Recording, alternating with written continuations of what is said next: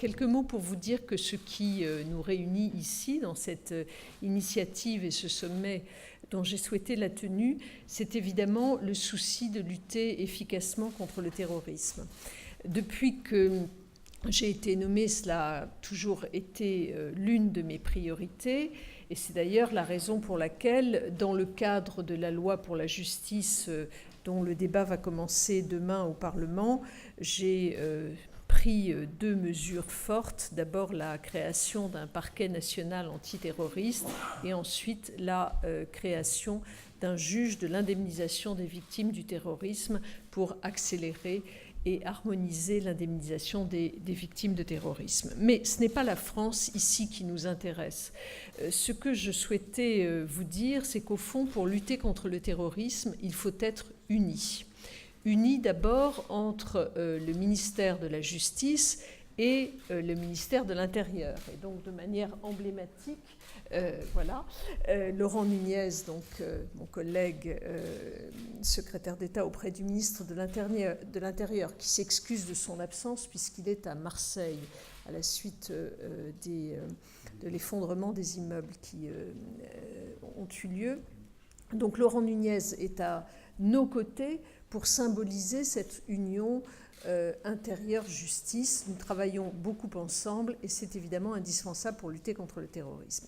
Mais quand je parle d'union, c'est aussi l'union ou la coopération entre tous les pays européens.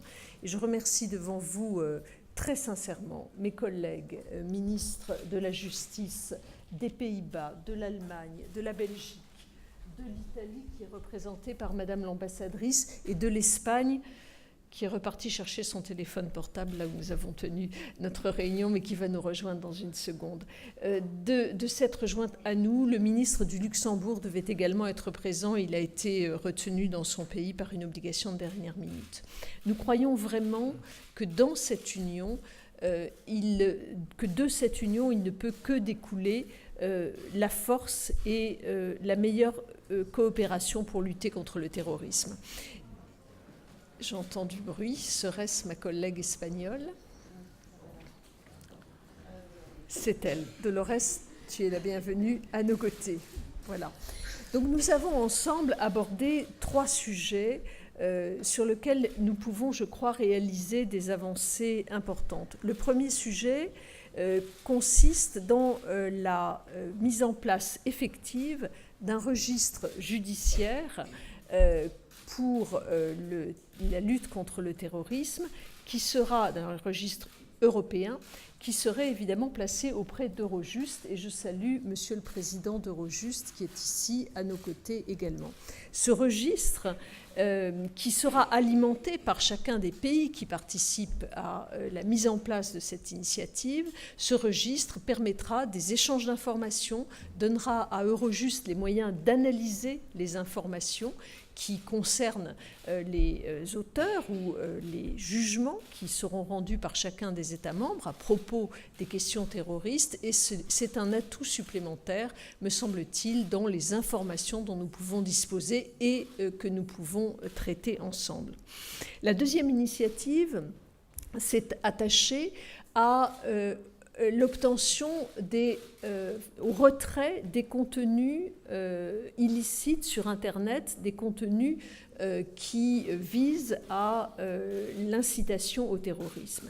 Et donc ça, c'est une démarche qui, me semble-t-il, aura plus de force si elle est conduite au niveau européen. Et je tiens ici à saluer le commissaire Julian King, et qui a déposé un projet de règlement qui va en ce sens et dont la France et les autres États ici présents à mes côtés souhaiteraient qu'il puisse être adopté dans les meilleurs délais. Donc ce retrait des contenus terroristes sur Internet est aussi un atout majeur dans la lutte contre le terrorisme.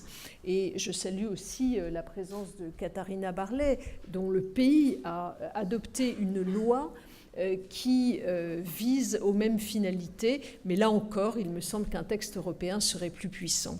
Le troisième sujet qui nous a réunis s'attache aux victimes. Aujourd'hui, se sont tenues les assises européennes des victimes et des associations de victimes qui ont souffert du terrorisme. Donc, ces assises européennes se sont aujourd'hui tenues à Paris. C'est Elisabeth Pelcet, la déléguée interministérielle en charge de ces sujets-là, qui a monté ces assises qui, je crois, ont permis de vraiment faire émerger une réflexion commune autour de la résilience, mais aussi autour d'autres thématiques.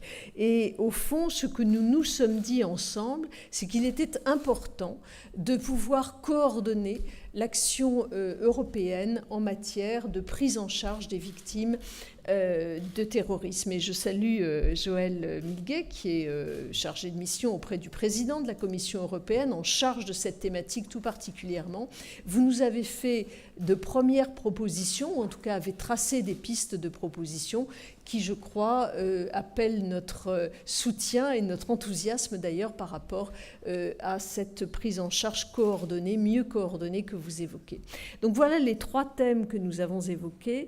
Et je redis ici mon propos initial, c'est que vraiment de notre union pourra résulter une plus grande force dans la lutte contre le terrorisme. C'est ce qui nous a animés, c'est ce que je souhaitais démontrer en organisant ce sommet, et pour lequel je remercie à nouveau mes collègues d'y avoir participé. Je n'ai pas pu citer tout le monde, je n'ai pas cité la présence de Gilles de Kerchove, qui est aussi, dont l'action est à souligner. Je n'ai pas suffisamment cité la présence de Madame la députée européenne Nathalie Griesbeck, qui, au nom du Parlement européen, nous a fait part également des réflexions qui sont conduites et qui vont toutes dans le même sens, dans le sens de l'union, de la coordination et de l'action sur les sujets que j'ai évoqués.